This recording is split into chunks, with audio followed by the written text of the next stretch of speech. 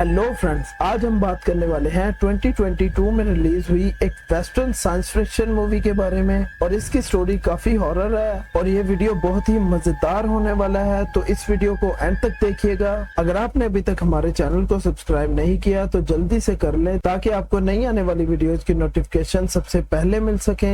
Movie की story 1998 से start होती है, जहाँ हमें सिटकॉम शो का एक सेट दिखाया जाता है और इस शो का नाम था गॉर्डीज होम। ये शो बेसिकली गॉर्डी नाम के चिंपैंजी पर बनाया जाता था और उसमें दिखाया जाता था कि कैसे वो एक ह्यूमन फैमिली के साथ रहता है। तो एक दिन इसी शो का स्पेशल एपिसोड शूट हो रहा था, क्योंकि शो में दिखाया जाने वाला था कि आज गॉर्डी का बर्थडे है और फैमिली मेंबर्स उसके लिए प्रेजेंट्स ला रहे हैं। इन प्रेजेंट्स में बलून भी थे और जैसे ही एक बलून पॉप करता है, गॉर्डी अनस्टेबल होकर बाकी सभी एक्टर्स पे हमला कर देता है। इस हमले में गॉर्डी कई सारे एक्टर्स को मार देता है और जो इस ड्रामा सीरियल में उसकी बहन का रोल अदा कर रही थी, उस बच्ची के चेहरे को बुरी तरह से जख्मी कर देता है। वहाँ पर जो बच्चा भाई का रोल प्ले कर रहा था, उसका नाम रिकी जो पार्क था और वो एक टेबल के नीचे छुपकर बच जाता है। थोड़ी देर के बाद गॉर्डी का दिमाग जब स्टेबल होता है तो उसकी नजर छुपे हुए जूब पर पड़ती है। अब क्योंकि उसका दिमाग नॉर्मल वे में आ गया था, इसलिए वो जूब को नॉर्मल वे में फिस्ट बम्प देने आता है, लेकिन तब तक सिक्योरिटी आकर गॉर्डी को मार गिराते हैं। ये सीन यहीं पर कट होता है और हमें प्रेजेंट का सीन दिखाया जाता है,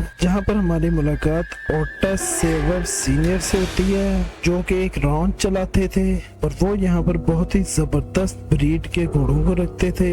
ओटस सीनियर का बेटा ओटस जूनियर, जिसका नाम ओजे होता है, वो उनका यहाँ पर साथ दिया करता था और ये फैमिली मूवी शॉट्स के लिए अपने बहुत ही सुंदर घोड़ों को प्रोवाइड किया करती थी। एक दिन फार्म पे अचानक से नेल्स, कॉइन्स और ऐसी ही छोटी छोटी मेटालिक चीजें गिरने लगती हैं, जिनमें से एक कॉइन ओटिस सीनियर के आंखों के आर पार हो जाती है। इस हादसे में ओटिस सीनियर की वहीं पर मौत हो जाती है और अथॉरिटीज कहती हैं कि हो सकता है उनके ऊपर से कोई प्लेन गुजरा होगा, जिसका सामान नीचे गिरने की वजह से ये हादसा पेश आया। तो ओटिस सीनियर के मरने के बाद वो फार्म ओजे और उसकी बहन एमरल्ड का होता है। ओजे सीनियर के मरने के बाद ये दोनों उनके बिजनेस को कंटिन्यू रखने की कोशिश करते हैं, लेकिन एक शॉट के दौरान ओजे का हॉर्स थोड़ा वायलेंट बिहेव करता है, जिस वजह से उन दोनों को फायर कर दिया जाता है। फायर होने के बाद ओजे को पैसों की बहुत ज्यादा दिक्कत आने लगी थी। इसके बाद हमें दिखाया जाता है कि ओजे को रॉन्च वगैरह का ख्याल रखने में काफी ज्यादा इंटरेस्ट था, लेकिन उसे बिजनेस पार्ट उतना पसंद नहीं था। वहीं एम को सिर्फ फेम और पैसे चाहिए थे और उसको रॉन्च की जरा भी परवाह नहीं थी। और यहाँ हमें ये दिखाया जाता है कि ओजे के एंसेस्टर्स ही प्लेड 626 में अननेम जॉगी थे। अब जिनको प्ले 626 के बारे में नहीं पता, उनको मैं बता दूं कि प्ले 626 हिस्ट्री की पहली मोशन फिल्म थी, जिन्हें कुछ पिक्चर्स की मदद से 1817 में बनाया गया था। और ये मूवी इंडस्ट्री में बहुत बड़ी शुरुआत थी, जिसमें हम एक इंसान को घोड़े के ऊपर बैठा देखते हैं। अब ये जो इंसान था जॉकी, ये ओटिस के ही एंसेस्टर्स थे। खैर, फिल्म वाले बिजनेस से फायर होने के बाद लॉन्च का खर्चा चलाना काफी मुश्किल हो रहा था, जिसकी वजह से ओजे अपने कुछ हॉर्सेस को उसके पास वाले थीम पार्क में बेच देता है और इस थीम पार्क का नाम था जुपिटर्स क्लेम, जिसे ज्यूब चला रहा था। जी हाँ दोस्तों, वही ज्यूब जो कि 1998 के सिटकॉम में था और गॉर्डी के अटैक से किसी तरह बच गया था, लेकिन उसके ब्रेन में वो सारा ड्रामा वैसे ही सेव था, क्योंकि इसने गॉर्डी के उस अटैक को बहुत ही करीब से देखा था। ज्यूब ने उस इंसिडेंट के अराउंड अपना थीम पार्क बना लिया था, जिससे कि वो पैसे कमाता था, जहाँ पर वो अपनी उसी कहानी को बहुत ही ड्रामेटिक तरीके से बताता था, जिससे कि ऑब्वियसली लोगों का इंटरेस्ट उसमें बढ़ जाता था। ज्यूब ओजे को ऑफर करता है कि वो उसे अपना रॉन्च बेच दे, जिस पर ओजे उसे मना कर देता है, लेकिन एम के ख्याल से ओजे को ये ऑफर ले लेनी चाहिए। खैर, उसी रात ओजे के घर में कुछ अजीब होता है। सबसे पहले तो ओजे का एक घोड़ा काफी भड़ककर वहां से भाग जाता है, जिसके बाद घर की लाइट्स फ्लक्चुएट होना स्टार्ट करती हैं और ओजे का वो घोड़ा गायब हो जाता है और वो बाद में वापस नहीं आता।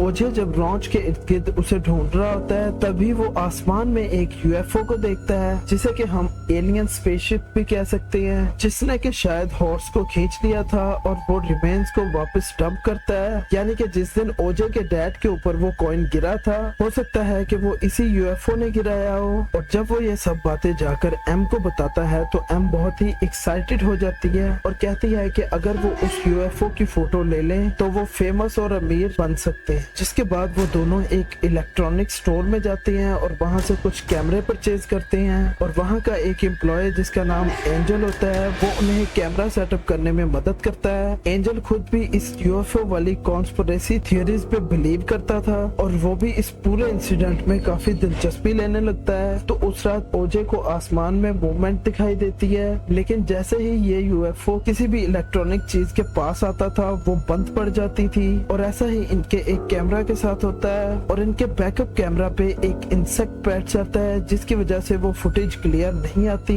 यहाँ एंजल भी इन कैमरास के फीड को अपने स्टोर से एक्सेस कर रहा था और वो ये सब देखकर काफी एक्साइटेड हो जाता है। जिसके बाद वो फौरन से उनके घर जाता है और फुटेज को गौर से देखने पर ये नोटिस करते हैं कि वो यूएफओ एक क्लाउड यानी बादल के अंदर छुपा हुआ था। जिसके बाद ये नोटिस करते हैं कि ये क्लाउड 6 महीने से इधर ही रुका हुआ है और अपना शिकार कर रहा है और आज तक उसे इसलिए किसी ने नहीं देखा क्योंकि जब भी वो किसी इलेक्ट्रॉनिक चीज के पास आता था तो वो वहीं पर बंद हो जाती थी। साथ ही जब भी वो पास आता है तो वहाँ के आसपास के इलेक्ट्रॉनिक इक्विपमेंट बंद हो जाते हैं। तो अगले दिन ओजे का दिमाग काम करता है और वो समझ पाता है कि ज्यूब उसके हॉर्सेस को क्यों खरीदना चाह रहा था। ज्यूब को इस यूएफओ के बारे में पहले से पता था और वो अपनी ऑडियंस के सामने इस यूएफओ को हॉर्स एज अ फूड देता था, जिसमें वो यूएफओ ऑडियंस के करीब आता था और ऑडियंस उसे देखकर बहुत ही ज्यादा एक्साइटेड होती थी। और जैसे ही ऑडियंस एक्साइटेड हुई तो इसका मतलब है आप ज्यादा पैसे कमाएंगे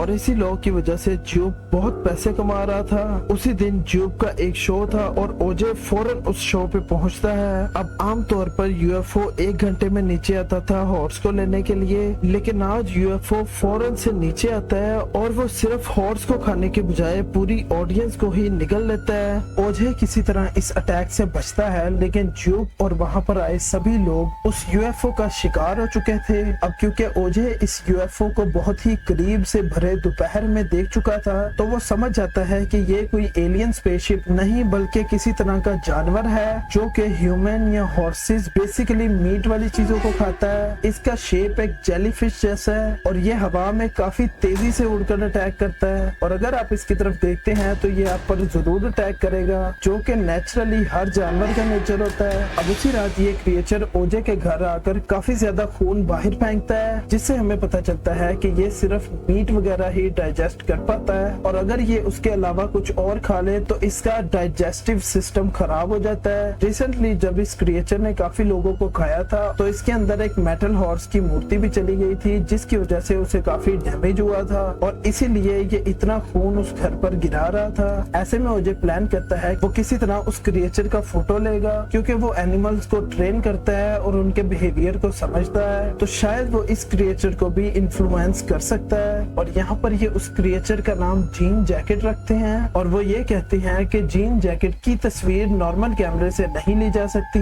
क्योंकि उसके आसपास तो कोई इलेक्ट्रॉनिक इक्विपमेंट काम नहीं करता। जिसके बाद ये होल्स के पास जाते हैं जो कि काफी अच्छा वाइल्ड लाइफ फोटोग्राफर था और वो अपने साथ मैनुअली हाथ से घुमाने वाला कैमरा लेकर आता है। जिसके बाद ओजे, एम, एंजल और होस्ट मिलकर सारा सेटअप करते हैं जहाँ वो फील्ड में हर जगह इलेक्ट्रॉनिक डिवाइसेस लगा देते हैं जिसकी वजह से उन्हें उस क्रिएचर की लोकेशन का पता चल सके और जैसे ही वो ट्रैक होगा तो ओजे उसे अपनी तरफ अट्रैक्ट करेगा और इसी दौरान एंजल और होस्ट उसकी वीडियो बना लेंगे और एम इन सबको घर से मॉनिटर करेगी। जिसके बाद ओजे अपने हॉर्स पर बाहर जाता है, लेकिन उसी वक्त वहाँ पर टीएमजी का एक रिपोर्टर अपने इलेक्ट्रॉनिक कैमरा के साथ वहीं पर पहुंच जाता है इन सबको कवर करने के लिए। दरअसल जुपिटर प्लेन से इतने सारे लोगों के गायब होने की खबर चारों तरफ फैल गई थी जिसकी वजह से मीडिया हाउसेस वाले वहाँ पर पहुंचने लगे थे। एम उस रिपोर्टर को फील्ड में जाने से रोकती है, लेकिन ये रिपोर्टर बिना उसकी बात माने फील्ड में चला जाता है और एक जगह अचानक इसकी इलेक्ट्रॉनिक बाइक काम करना बंद कर देती है और वो वहाँ पर बहुत बुरे तरीके से गिरता है, जिससे हमें पता चलता है कि वो क्रिएचर वहाँ पर है।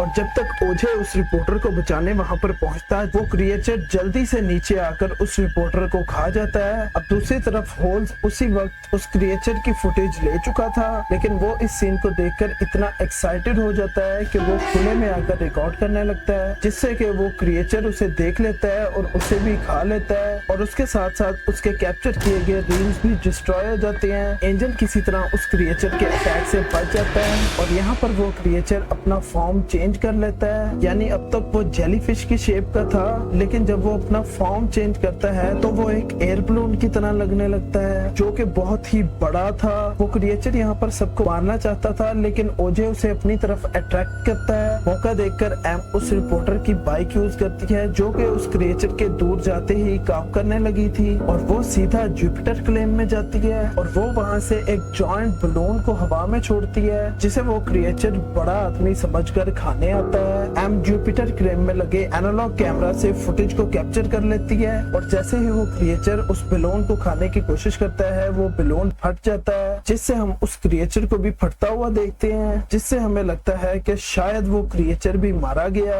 और उस क्रिएचर के प्रूफ के तौर पर एम के पास सिर्फ एक तस्वीर थी। मूवी के एंडिंग सीन में एम ओजे को जुपिटर क्लेम के बाहर अपने घोड़े पर देखती है और यहीं पर ये मूवी खत्म हो जाती है। कैसा लगा आपको वीडियो, मुझे कमेंट सेक्शन में जरूर बताइएगा और अगर वीडियो पसंद आई तो वीडियो को लाइक करें, चैनल को सब्सक्राइब करें और मैं मिलता हूँ आपको एक नेक्स्ट वीडियो में। तब तक के लिए गुड बाय।